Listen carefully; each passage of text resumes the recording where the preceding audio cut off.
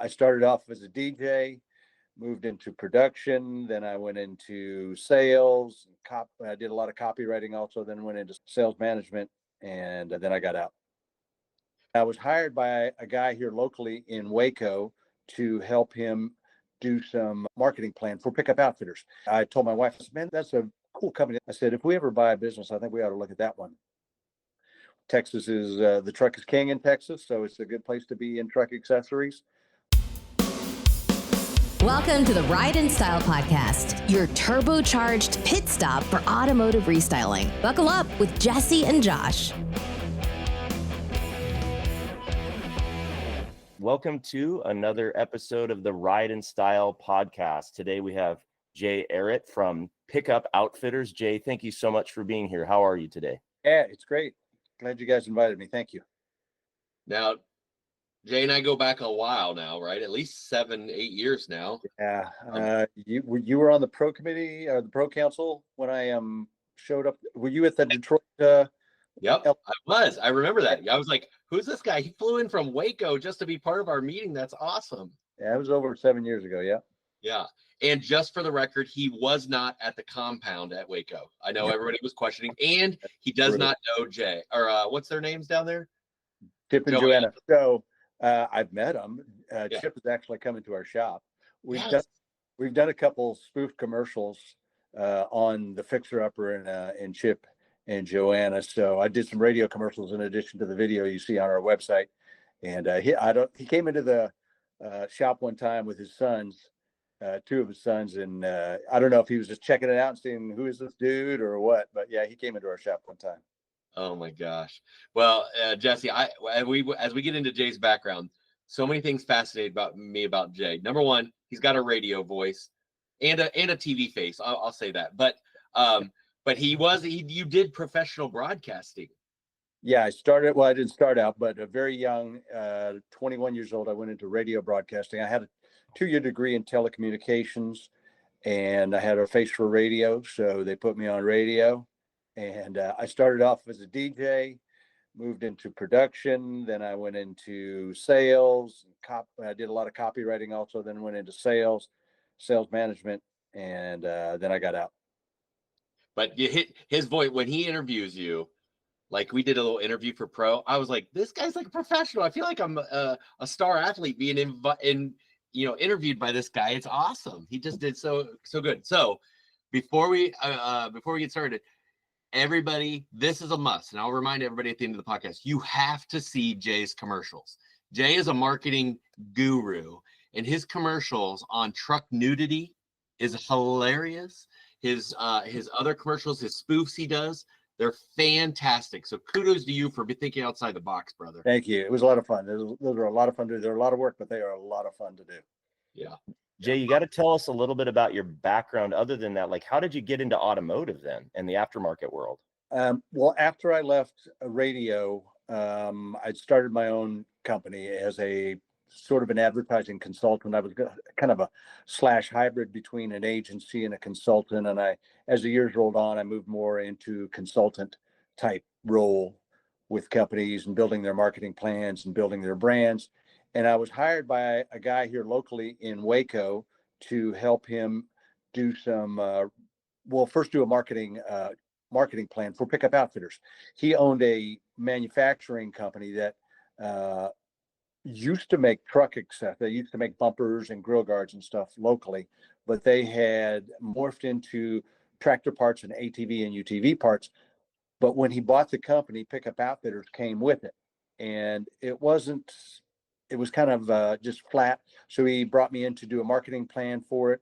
We redid the logo. I did a marketing plan for him, and he only used the logo. It was about the only thing he used out of that. But that's how I met him. I met the owner. Then he hired me to do some other work for one of his other brands. But that's how we got in contact with each other. And at the time when we did that, that was back in about 2008, I think.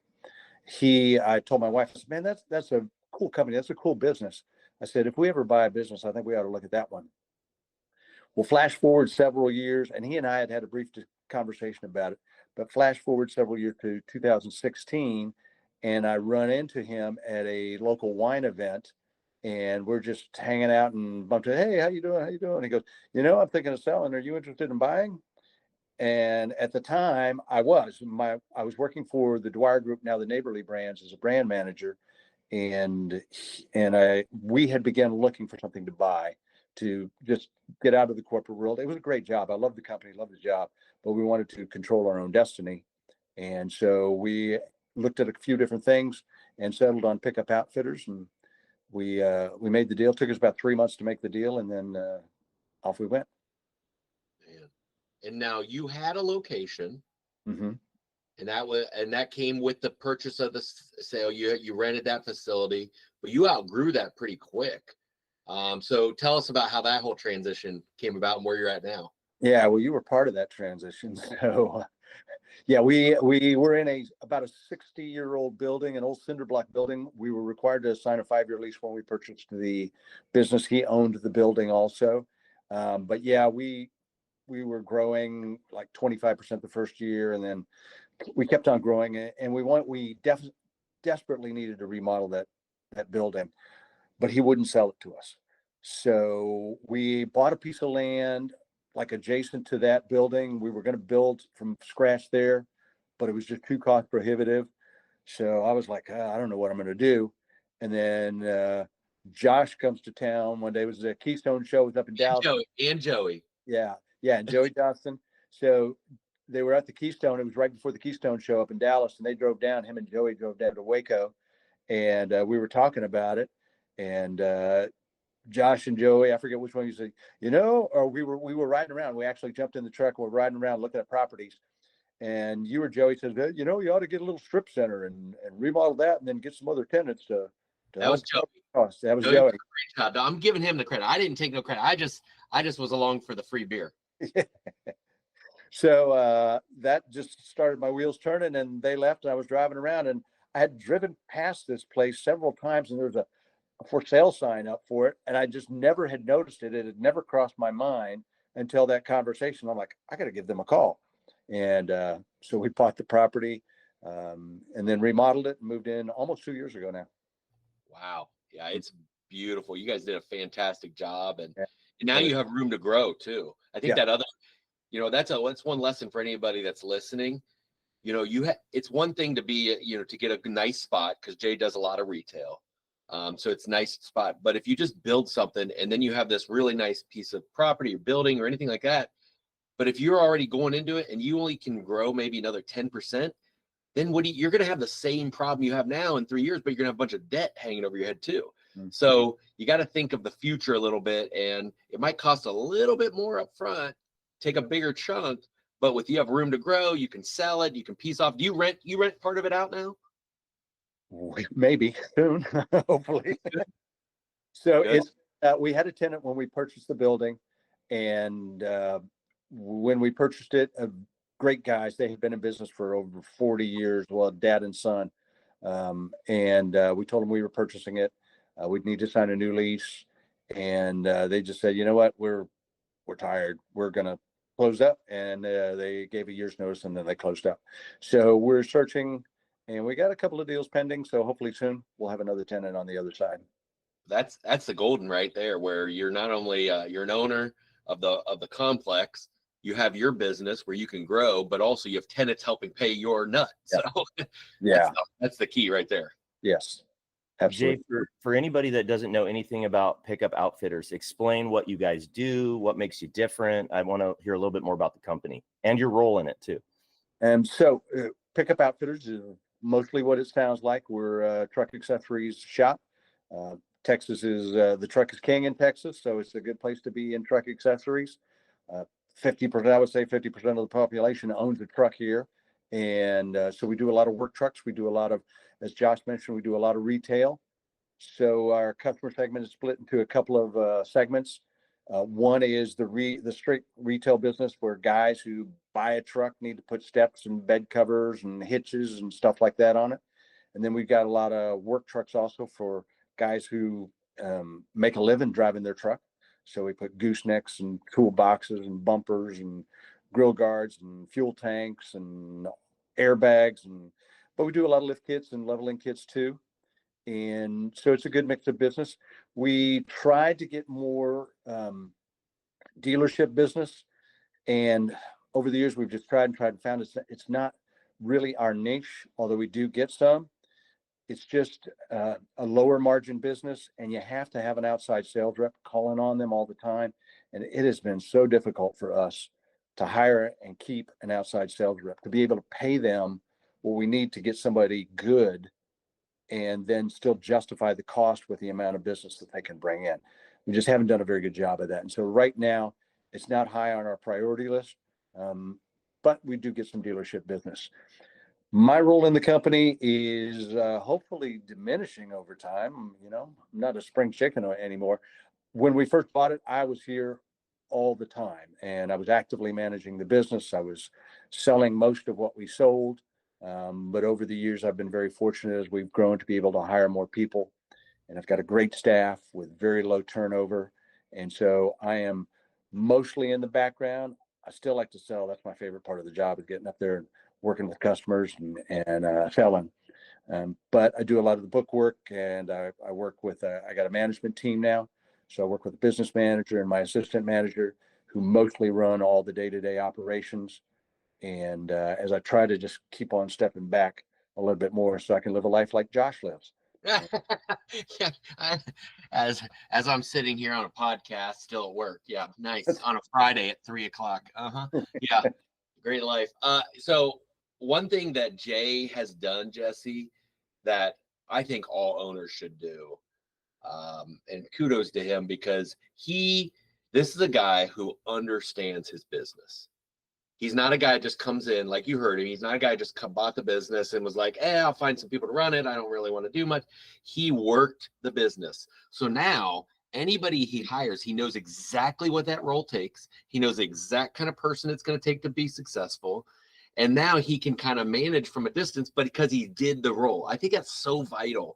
So many owners I know, they never actually, I'm not saying you have to know how to do everything at the company, but you should have a good understanding, whether it's installation, sales, the accounting, marketing, whatever it is, you should have your fingers and know kind of on it. What would you say, Jay? How has that benefited you the most? Yeah, it's so true, Josh. And I did it by accident. So when we bought the business, there had been a manager who had been in place for most of the past 20 years. He had left for a little bit, but he'd come back, and we had included him in the sales process. The sale was not a surprise to him. You know, we nurtured him and told him we were going to do, you know, he gave us a list of things he wanted us to do to make the shop better. And we said, yep, we're on board with all that. And then he quit 1 month into it. And I had, even though I'd done a marketing plan, I'd not been in the business. I really didn't understand. I'd been to my first SEMA show and had my mind blown with the SEMA show. And so he left and left us, I won't say high and dry, but he left us suddenly and with nobody really experienced to run the business. And so I had to jump in, and luckily I was good at sales. I'd been in sales before. So I met with, so for the next 2.5 months, I worked every day, open to close, for the next 2.5 months, and worked with every single customer for 2.5 months. And that was a blessing in disguise. I didn't think it was at the time, but it was a blessing in disguise because, yeah, I learned the business quick. I had the number side of it, you know, the entrepreneurial side of it down, but I didn't have the operational side of it down. And that little experience right there really changed my perspective and said, you know, you really got to understand the business and the industry more. And shortly after that was when I showed up at that Pro LRP meeting up in Detroit. It's awesome. Jay, what's been one of your biggest challenges in your career, and how'd you overcome it? In my whole career or my automotive career? Let's stick with the automotive side. It's still people. I think it's still staffing. We've got a great staff right now, really good individuals, really good people, and they've mostly all been with me for a while now. For a while, we had a very high turnover rate, but now I've got, you know, we've had the business for almost 9 years now, and I've got a guy who's been with me for 5.5 years. My business manager has been with me for 4 years. My assistant manager has been with me for 3 years. So now we're starting to build up some seniority in the staff. But along the way, it's been very difficult to find and keep good people, especially, you know, right after the COVID years when people didn't want to work and it was hard to hire people and they wanted more money and they were leaving one job for another job because someone offered him more money. So that's still a little bit challenging. And, motivation of staff is always challenging. You've got to keep them wanting and having the desire that the ownership has, because owners always want to be the best, grow more, do more. They're thinking about the next step. And your staff's not always thinking like that. And so you have to be able to motivate them and bring them along. So true. What do you think? What would you go back? This is one, Jesse. I'm still in your questions. This is great. What would you go back and tell Jay in 2016 from 2025, Jay? Don't do it. No. Exactly. Get into the medical business. Keep working for the man. It's stable. Build the 401k. That's right. I think I would say I had my plans when we bought it. Like I was going to build a chain of shops. I was going to buy a bunch of shops. I just come from franchising, either that or franchise the concept. And in retrospect, I was too old to start that. I was 54 at the time when we purchased the business. And I would have said, get this right before you start thinking. There was so much I didn't know. And I thought I knew more than I knew. And so I would go back and say, you know what? Don't make all these big plans until you get in there and you work the business for a little bit, and then see where the road takes you before you take off in a direction. That's good advice, because we do that, right, Jesse? We start thinking, oh, we can do this, and this, but you really don't know what you have until you work it for a while. Yeah. Jay, what excites you most about the future of your business, or just this industry in general? There's you talked about the challenges, but I'm sure there's a reason you're still doing it, and there's still something fun about it. It's such a great industry to be in. It's a really fun industry. The things that aren't fun are the day-to-day operations, the customers who are a pain in the butt, stuff like that, or sometimes employees give you issues. That's not the fun part. The fun part is the industry itself. The automotive aftermarket is just a fun industry, and the SEMA show is a great time. I love going to the SEMA show, and the councils and the networks within SEMA. That the people within, they're all great. I love it. I love going to. You were there, Jesse, at the council summit last week, and that's the great part of it. And everybody is willing to share their knowledge. Josh has been like a mentor to me, and just available to me anytime I needed advice. I've been to his shop a couple times. He's been to my shop, and just the support and the people in this industry is so rewarding to be part of. Yeah, it is. It's fun. And, I've really seen how, you were brand new in 2016 and how you've grown to 2025 to turn around and now be a mentor to others. It's at SEMA and the volunteer spirit that you have. I mean, 6 years of pro. Now you're on WTCM, BLSTY, whatever they are, and how you're able to mentor the new people coming in and everything like that. So thanks for passing that along too. Oh, thank you. Yeah, I would give this advice too. If people are in the aftermarket industry, get involved with SEMA, get involved with the councils and networks. It's such a resource, and it's such a great network of people to be with. I just can't imagine. I said this many times. I can't imagine our business without being in SEMA and being part of the councils and networks and all the people that we've met there. And Jay will bring you awesome bourbon.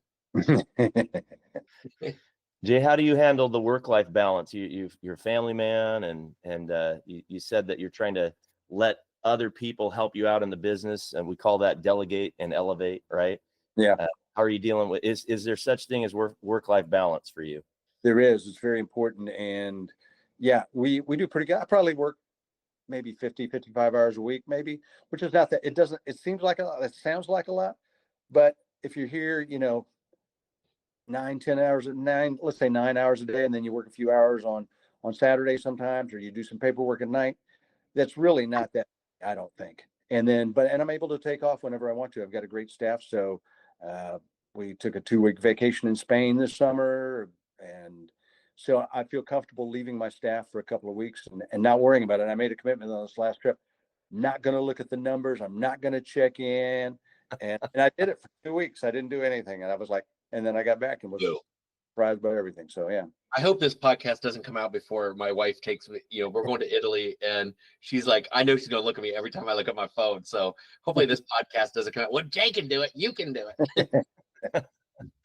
And you must have a pretty good team, Jay, because that's a tribute to them if they're able to hold down the fort while you're gone. So, yeah, it's a great team, and we've tried very hard. I mean, we've hired a lot of people who, in retrospect, like we shouldn't have hired them. So we try very hard to look for a combination of not always experienced in the industry. Like hardly anybody on my staff has experience in the industry. My assistant manager came from a radio station background also. And then my business manager, she worked for a freight company. And my senior installer, he was working at the card and party factory before he came to work for us. Now he's our senior installer. So we look for good people, like people you want to show up with every day. And maybe they're not superstars, or whatever, but they show up every day. They care. They want to be there. You're not worried about what they're saying behind your back or creating drama back in the shop or anything like that. So that's what we look for. And you can train them on everything else. Yes, you can. It's the work ethic that matters more. Mm-hmm. That's awesome. Well, Jay, I just want to thank you personally. You've been an awesome friend. You guys do a kick butt job, and I know we'll still be getting together in the future, and I'll see you at SEMA and stuff like that. And I appreciate picking up the phone anytime, calling you. I'll have some stuff actually before the end of the year I need to pick your brain about, because you're the marketing guru. So one last reminder before Jesse asks his final question: go to YouTube, go to his website, pickupoutfitters.com. Go to YouTube, type in Pickup Outfitters. You will see Jay do the best commercials on fighting truck nudity, meaning you have to dress up your trucks. You can't just have a plain truck come off the factory. That's nudity, and it's disgusting. So, and the Naked Truck blog, right? So, yeah, that is my question. That's a good segue. Jay, how do people follow you guys, find more about you? How do they learn more about what you guys do? We're working on, so I don't want to get into a long explanation. We're shifting our marketing right now. But they can go to our Facebook page, Pickup Outfitters. We're about to redo some of our website, get it updated. We're changing the way we market to our customers. And so right now, the best place is to go to Facebook, go to Pickup Outfitters, follow us there. And then, of course, you can go to our website and check out all the videos and check out our blog. But we're about to revamp the content on the website also. Oh, that's great. What's up? You have Instagram too, right? Yes, we do have an Instagram. Not as active as we should be yet on there, but hopefully soon. Okay, cool. Awesome. Thank you for your time today, Jay. This has been fantastic. We appreciate it. Thank you, Jesse. Thank you, Josh. Appreciate it. All right, bro. Thank you. You bet.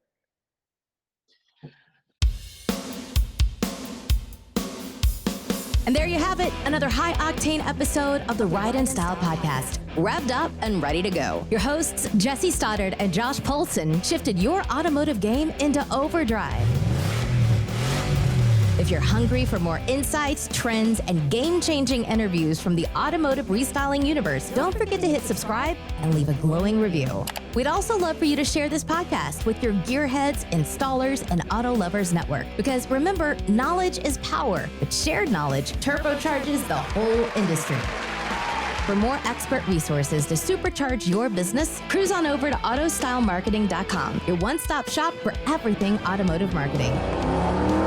Until next time, keep those wheels spinning and your passion ignited. Thank you for riding in style with us. See you on the next lap.